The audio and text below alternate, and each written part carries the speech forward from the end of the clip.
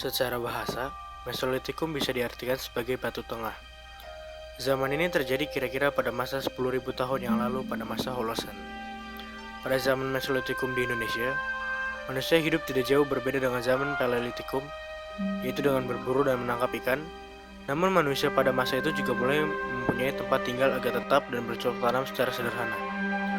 Tempat tinggal yang mereka pilih umumnya berlokasi di tepi pantai dan gua-gua, sehingga di lokasi tersebut banyak ditemukan bekas-bekas kebudayaan pada zaman itu. Berikut ini merupakan beberapa peninggalan pada zaman Mesolitikum.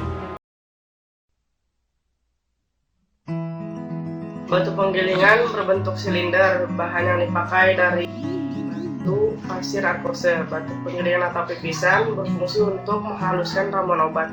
Terbukti karena adanya pemakaian.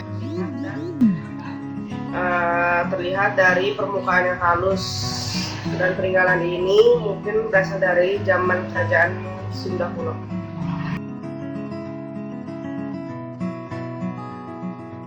Di sini saya bikin replika kapak persegi. Kapak persegi atau kadang disebut beliung persegi adalah alat-alat yang berbentuk persegi atau trapesium. Di Indonesia sendiri, tempat-tempat temuan kapak persegi hampir ditemukan di seluruh Indonesia, seperti contohnya Sumatera, Jawa, Kalimantan, Sulawesi, Maluku, dan juga Papua. Perkembangan kapak ini diperkirakan periode Neolitikum, yaitu sekitar 12.000 sampai 3.000 tahun yang lalu.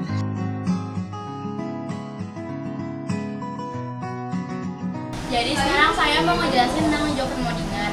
Jokan Modingan ini adalah sampah dapur. Nah, itu pertama kali ditemukan di sepanjang pantai timur Pulau Sumatera. Nah, ini tuh pertama kali diteliti oleh Dr.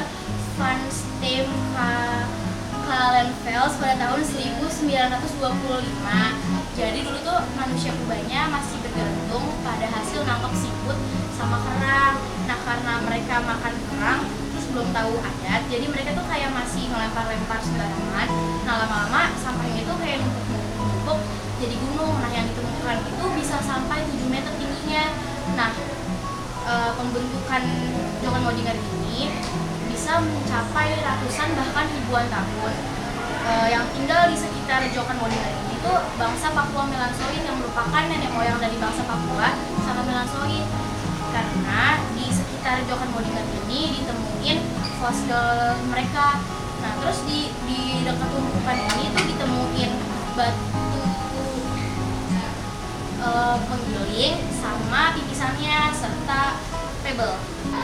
Kapak genggam adalah batu yang mirip dengan kapak. Cara menggunakannya itu dengan cara digenggam. Habis itu kapak genggam itu sering disebut juga dengan kapak limbas. Dalam ilmu prasejarah disebut dengan copper yang artinya alat serping. Kapak genggam itu ditemukan oleh Von Islop pada tahun 1935 di Pacitan, Jawa Timur. Habis itu kapak genggam itu terbuat dari batu. Sampingnya itu dipahat, memanjang, lalu diservis sehingga berbentuk lonjong seperti ini.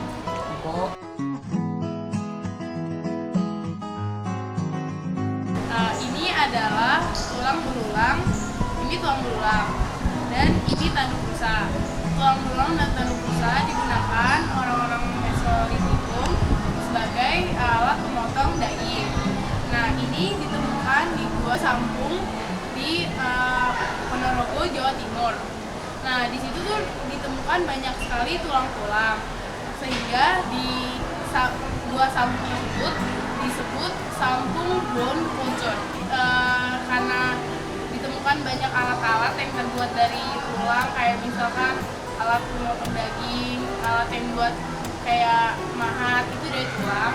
Jadinya Gua Sampung yang ada di Ponorogo, Jawa Timur itu disebut ya Sampung Bone Culture. Jadi tempat tulang-tulang itu banyak banget di Sampung di zaman Mesolitikum.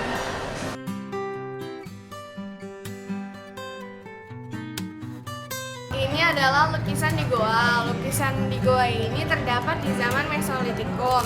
Lukisan ini juga saya buat dari plastisin.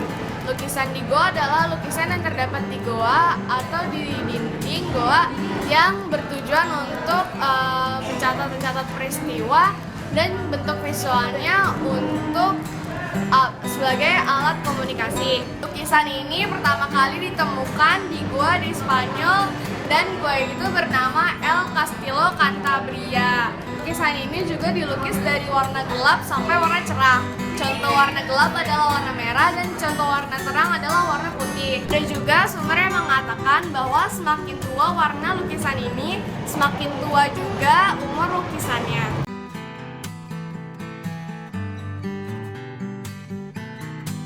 Batu pipisan dan batu penggiling ditemukan oleh Bapak Engkor saat dia sedang menggali untuk fondasi bangunan. Batu penggiling dan batu pipisan digunakan untuk menghaluskan cat merah, menghaluskan obat, dan menggiling makanan.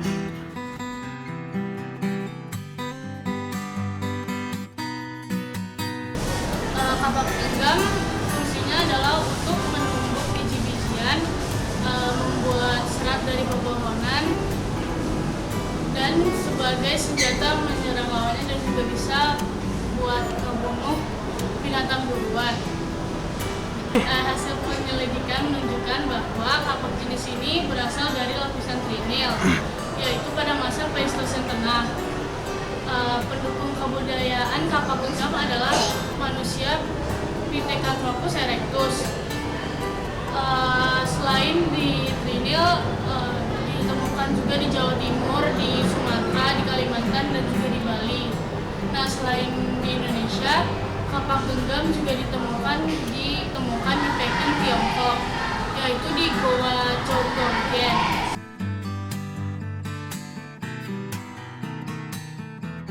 Jadi contoh objek yang saya buat adalah Abruzos Roche. Abruzos Roche adalah peninggalan pada zaman Mesolitikum, tetapi peninggalannya itu, peninggalan di dalam seni itu dari zaman Paleolitikum sampai Neolitikum. Nah, kegunaan Abruzos Roche ini adalah sebagai tempat tinggal para manusia prasejarah. Abruzos Roche digunakan manusia prasejarah untuk perlindungan dari segala sengatan matahari, dari hujan, dari elang, serta untuk tempat tinggal. Nah, Abruzos Roche itu terbuat dari curug-curug karang. Ras pendukung dari Abruzos Roche adalah dari ras Melanesia.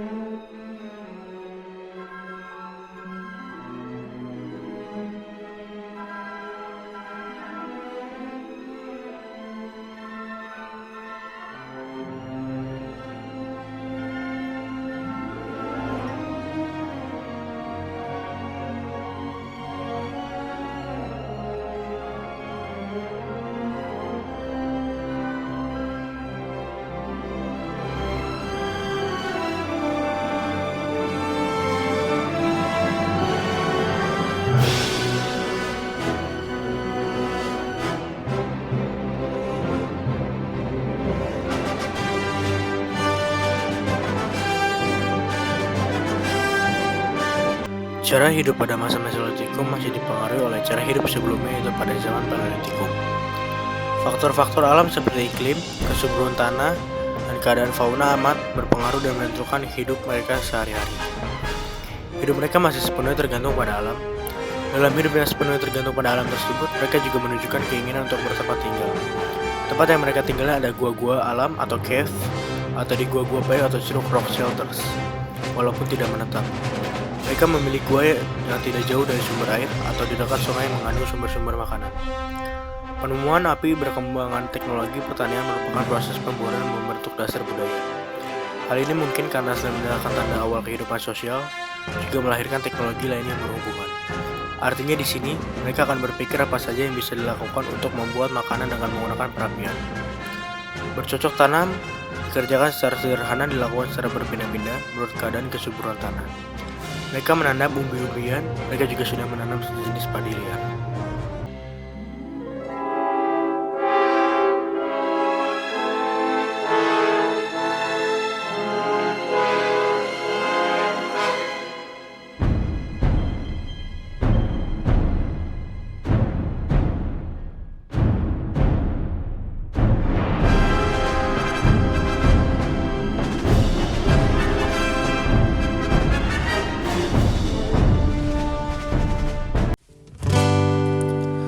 It feels like I only go back